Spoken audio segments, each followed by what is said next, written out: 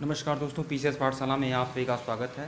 परीक्षा मंथन UPPSC 1000 MCQ की सीरीज चल रही है दोस्तों, और आज भाग 7 है दोस्तों। अगर इससे पहले का वीडियो अगर आप लोगों ने नहीं देखा है तो प्लेलिस्ट में जाइएगा। परीक्षा मंथन यूपीपीएससी 1000 एमसीक्यू के नाम से प्लेलिस्ट बनी हुई है। प्लेलिस्ट को फॉलो करिए और परीक्षा होने तक फॉलो करिए। 20 अक्टूबर तक हमारा विचार है कि ये पूरा जो परीक्षा मंथन यूपीपीएससी की 1000 एमसीक्यू की पूरी बुक है मैं पूरा कंप्लीट करा दूंगा। इसमें करंट अफेयर के भी प्रश्न हैं, इतिहास के, भूगोल के, राज्य व्यवस्था के, और उसके बाद अर्थशास्त्र के, और फिर जो भी टॉपिक है यूपीपीएससी का सब कुछ इसमें दिया गया है, जनसंख्या पूरा। तो इस तरह से 1000 एमसीक्यू की सीरीज है। आइए शुरुआत करते हैं। टेलीग्राम बिल्कुल ज्वाइन करेगा, टेलीग्राम का लिंक डिस्क्रिप्शन में दिया गया है। प्रश्न है कि भारत और किस देश के बीच रेल संपर्क बहाल करने की दिशा में एक बड़े कदम उठाने के लिए रेल ट्रैक का सफल परीक्षण किया गया है? तो वह किया गया है नेपाल में विकल्प बी, भारत और नेपाल को रेल ट्रैक के माध्यम से जोड़ा गया है। हाल ही में भारत के जयनगर और नेपाल के कुर्था स्टेशन के बीच 34.50 किलोमीटर लंबे नौगमन मार्ग पर लोकोमोटिव इंजन द्वारा 110 किलोमीटर प्रति घंटा की गति से सफल परीक्षण किया गया। विदित हो कि भारत नेपाल मैत्री रेल परियोजना के तहत 619 करोड़ रुपए की अनुमानित लागत से कुल 69 किलोमीटर लंबे जयनगर बिजलपुरा बर्दीवास रेल परियोजना पर कार्य प्रगति पर है। भारत के नाम सबसे तेज सड़क निर्माण के विश्व रिकॉर्ड के संबंध में इनमें से कौन सा कथन सत्य है? तो इसमें उपरोक्त सभी विकल्प डी जो है वो आपका सही है। तो देख लिए, मतलब तीनों कथन सही हैं ऊपर के। तो प्रत्येक दिन 37 किलोमीटर सड़क का निर्माण हो रहा है, यह सही है। 24 घंटे में 2.5 किलोमीटर 4 लेन हाईवे का निर्माण हो रहा है प्रतिदिन। वर्ष 2014 से 2021 के मध्य राष्ट्रीय राजमार्गों की लंबाई 50% बढ़ी है।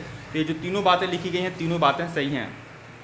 हाल ही में भारत ने प्रतिदिन सड़क निर्माण में विश्व रिकॉर्ड कायम किया है।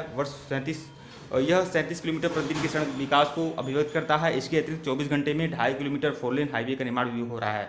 और 2014 से 2021 के मध्य राष्ट्रीय राजमार्गों की जो लंबाई है 50% बढ़ी है। किस जल विद्युत परियोजना के तहत नेपाल ने पूर्वी नेपाल में 679 मेगावाट की जल विद्युत परियोजना विकसित करने के लिए भारत के सतलज जल विद्युत निगम के साथ समझौता किया है? तो इसमें होगा विकल्प सी, मतलब लोअर अरुण जल विद्युत परियोजना। इसकी व्याख्या देख लेते हैं। लोअर अरुण जल विद्युत परियोजना नेपाल ने पूर्वी नेपाल में 679 मेगावाट की जल विद्युत परियोजना विकसित करने के लिए भारत के सतलज जल विद्युत निगम के साथ समझौता किया है।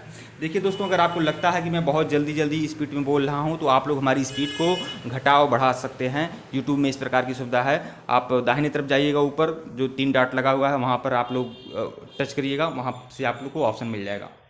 मैत्री सेतु के संबंध में निम्नलिखित में से कौन सा कथन असत्य है? मैत्री सेतु के बारे में कौन सा कथन असत्य है? तो विकल्प डी, मतलब यह जो है कथन है यही आपका असत्य है मैत्री सेतु के विषय में। बाकी ए बी सी जो है वो सही है। तो देख लेते हैं।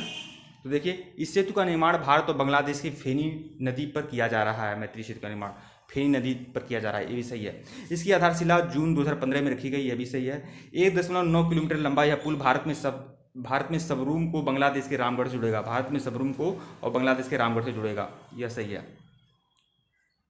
भारत के मीठे पानी की जल सुरंग एक्वेरियम वाला रेलवे स्टेशन है। तो मीठे पानी की जल सुरंग एक ऐसी सुरंग जो चलती है, तो कुल मिलाकर अब हो सकता है उसकी डिजाइन साथ ही होती होगी रेलवे ट्रेन में। तो देखिए, मीठे पानी की जल सुरंग एक्वेरियम वाला रेलवे स्टेशन है, तो वो है बंगलुरु सिटी। क्षेत्रीय कनेक्टिविटी योजना उड़ान के संबंध में इनमें से कौन सा कथन सत्य है? तो उड़ान के संबंध में कौन सा कथन सत्य क्या बोल रहा है? सत्य है। तो विकल्प ई, मतलब सभी विकल्प सही है। तो ए बी सी डी जो है यह उड़ान के बारे में चारों कथन जो है सही है। देखिए, उड़ान 1.0 चरण के तहत 36 नए बनाए गए परिचालन हवाई अड्डों सहित 128 उड़ान मार्ग प्रदान किए गए हैं, ये सही है। उड़ान 2.0 चरण के तहत पहली बार हैप्पीलेट भी योजना जोड़े गए हैं, यह भी सही है। उड़ान 3.0 चरण के तहत पर्यटन मार्गों को शामिल किया गया है, यह भी सही है। और डी देखिएगा, उड़ान 4.0 चरण के तहत 78 नए मार्गों की मंजूरी मिली है, यह भी सही है। तो 1 2 3 4 तीनों सही है, चारों। अगले प्रश्न पे आइएगा। उत्तर प्रदेश के जेवर में बन रहे ग्रीनफील्ड हवाई अड्डे का नाम बदलकर इनमें से क्या रखा गया है? तो क्या रखा गया है? तो ग्रेटर नोएडा अंतर्राष्ट्रीय हवाई अड्डा। ग्रीनफील्ड हवाई अड्डे का नाम बदलकर क्या रखा गया है? नोएडा अंतर्राष्ट्रीय हवाई अड्डा। उत्तर प्रदेश में जेवर में बन रहे ग्रीनफील्ड हवाई अड्डे का नाम बदलकर नोएडा अंतर्राष्ट्रीय हवाई अड्डा कर दिया गया है। भारत सरकार ने डेडिकेटेड फ्रेंड कॉरिडोर प्रोजेक्ट के तहत भारतीय डेडिकेटेड फ्रेंड कॉरिडोर कॉर्पोरेशन द्वारा उत्तर प्रदेश के किस जिले में विश्व का दूसरा सबसे बड़ा मालवाहक रेल परिचालन नियंत्रण केंद्र का संचालन किया गया? फिर बोल रहा हूँ, आप लोग अगर ये लग रहा है कि मैं मेरी स्पीड ज़्यादा कम है या ज़्यादा है, तो आप लोग स्पीड को घटा या बढ़ा सकते हैं, क्योंकि इतनी ज़्यादा डिजिटल क्रांति आई है, उसके बावजूद भी कुछ लोग इतने अनभिज्ञ हैं कि उन्हें पता भी नहीं होता है कि कहाँ से स्पीड घटाई बढ़ाई जाती है। वह यह शिकायत करने लगते हैं कि आप बहुत जल्दी जल्दी बोल रहे हैं, आप बहुत धीरे धीरे बोल रहे हैं। भाई आपके हाथ में सब कुछ सुविधा है, आप कर सकते हैं। तो देखिए इसका जो होगा उत्तर होगा सी, प्रयागराज। क्योंकि हमारे पास ये भी दायित्व है कि मैं 1000 MCQ मैं बहुत जल्द करा दी दूँ। भारत सरकार के डेडिकेटेड फ्रेंड कॉरिडोर प्रोजेक्ट के तहत भारतीय डेडिकेटेड फ्रेंड कॉरिडोर कॉर्पोरेशन द्वारा उत्तर प्रदेश के प्रयागराज जिले में विश्व का दूसरा सबसे बड़ा मालवाहक रेल परिचालन नियंत्रण केंद्र का संचालन शुरू किया गया है। यह प्रयागराज में है, ध्यान रखिएगा। हाल ही में मोदी जी ने कोलकाता पोर्ट ट्रस्ट का नाम बदलकर क्या रखा है, तो श्यामा प्रसाद मुखर्जी पोर्ट, विकल्प ए।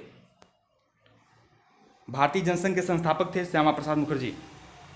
भारत सरकार द्वारा स्वीकृति प्रदान की गई लुहरी स्टेज 1 जल विद्युत परियोजना की क्षमता होगी, तो लुहरी स्टेज 1 जल विद्युत परियोजना की जो क्षमता होगी वह विकल्प बी है, 850 मेगावाट। 850 मेगावाट भारत सरकार द्वारा स्वीकृति प्रदान की गई लुहरी स्टेज 1 जल विद्युत परियोजना की क्षमता क्या है, 850 मेगावाट। राष्ट्रीय जलमार्ग अधिनियम 2016 के अनुसार वर्तमान में सबसे लंबा चालू जलमार्ग क्या है? जितना भी जलमार्ग है, राष्ट्रीय जलमार्ग अधिनियम 2016 के अनुसार वर्तमान में सबसे लंबा चालू जलमार्ग क्या है? तो देखिए सबसे लंबा जो चालू जलमार्ग है वो विकल्प डी, मतलब NW1 गंगा एवं भागीरथी हुगली इलाहाबाद से हल्दिया तक जाती है। यही जो है सबसे लंबा चालू जलमार्ग है। किस मेट्रो रेल कॉर्पोरेशन द्वारा भारत की पहली फास्टैग या एकीकृत भुगतान इंटरफेस आधारित पार्किंग सुविधा शुरू की गई? तो दिल्ली मेट्रो रेल द्वारा, विकल्प ए।